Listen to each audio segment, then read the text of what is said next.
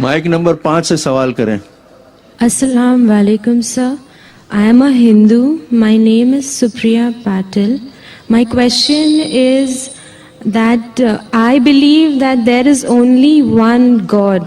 But as we have been brought up like from the childhood that we have to worship in front of the idols. But there's a good belief in my heart that there is no other God, but there's only one God. And as the Muslims believe, Islam says that there is only the one concept of God. So is it like different if we just bow down in front of the idols, but there's the faith in and belief in the heart that there is only one God?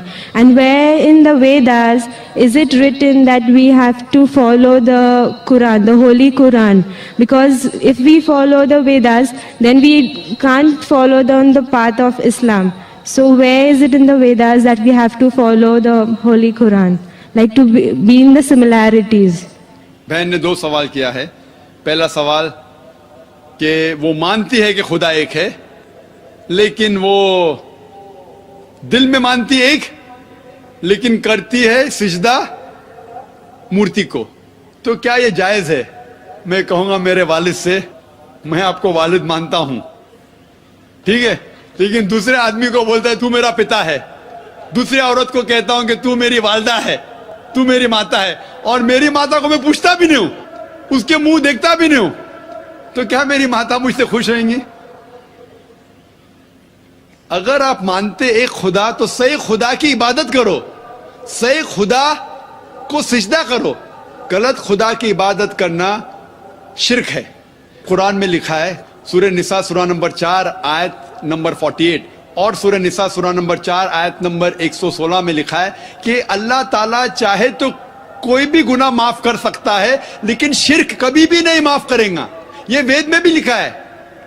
Veda میں لکھا ہے Yajur Veda chapter number 32 mantra number 3 میں نہ تسیہ پرتیما استی، وہ خدا کی کوئی بھی پرتیما نہیں ہے. پرتیما سنسکرت میں اس کی معنی ہوتی ہے سب کچھ کے، فوٹوگراف، سکلپچر، آئیڈل، سارے چیز کو سمیٹتا ہے پرتیما کی معنی. اس خدا کا نہ کوئی عکس ہے، نہ کوئی مورتی ہے، نہ کوئی تصویر ہے. اگر آپ بت پرستی کرتے ہیں تو آپ وید کے خلاف جا رہے اور قرآن کے بھی خلاف جا رہے.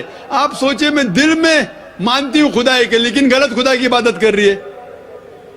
اگر میں کہوں گا کہ میں دل میں عزت کرتا ہوں میرے والدین کا، ماتا پتا کا، نہ ان کا منہ دیکھتا ہوں نہ کچھ، دل میں کرتا ہوں لیکن خدمت کرتا ہوں دوسرے کس کی، تو یہ غلط ہے. ہمیں صحیح خدا کی عبادت کرنا چاہیے.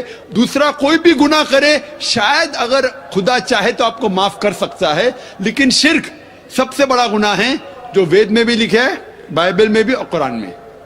آپ کا دوسرا سوال،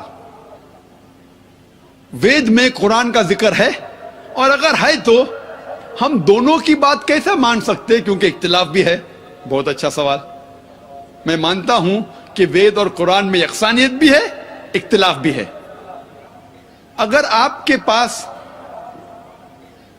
10 پوائنٹس ہے، 10 چیز ہے، 10 چیز میں آپ مانتے، میں 10 چیز میں مانتا ہوں. اگر 5 چیزیں ملتے جھلتے ہیں تو جو چیز ملتے جھلتے کم از کم اس کے اوپر تو ہم عمل کریں. جو اختلاف ہے بعد میں ڈسکس کریں گے آپ صحیح کہ میں سے. تعالوا الی کلمۃ سواء بینکم، آؤ ہم اس بات کی طرف جہاں پر ہم یکساں ہے. تو میں یہ کہتا ہوں بہن سے کہ کم از کم جو وید اور قرآن میں یکساں ہے اس کے اوپر تو عمل کرو. پورے وید اور پورے قرآن پہ آپ عمل کر ہی نہیں سکتے. یہ جو لوگ انٹرفیت ڈائلاگ کرتے نا کہ ہندوازم بھی صحیح، ہندو دھرم بھی صحیح، عیسائی بھی صحیح اور اسلام بھی صحیح، یہ لوگ کو بیوقوف بنا رہے. اگر سوال ہوتا ہے کہ 2 + 2 = 3، 2 + 2 = 4، 2 + 2 = 5، یہ کچھ میتھمیٹکس ہے؟ یہ جانتے ہی نہیں دھرم کے بارے میں. میں یہ کہہ رہا ہوں جو یکساں ہے. تو آپ کے وید میں لکھا ہوا ہے کہ ایک آخری پیغمبر آئیں گا، انتم رشی، جس کا نام محمد صلی اللہ علیہ وسلم ہے. وہ ایک پیغام کو لے کے آئیں گا جو قرآن کا ذکر ہے، وید میں محمد صلی اللہ علیہ وسلم کا ذکر ہے. اور وید کے اسکالرز اکثر کہتے ہیں کہ وید آج کی تاریخ میں پیور فارم میں نہیں ہے. ببلیکل اسکالرز بولتے ہیں Bible is not in the pure form, پورا مکمل طور پہ اس میں ملاوٹ ہے. وید میں بھی ملاوٹ ہے. لیکن اسکالر یہ کہتے ہیں قرآن مجید میں کوئی بھی ملاوٹ نہیں ہے.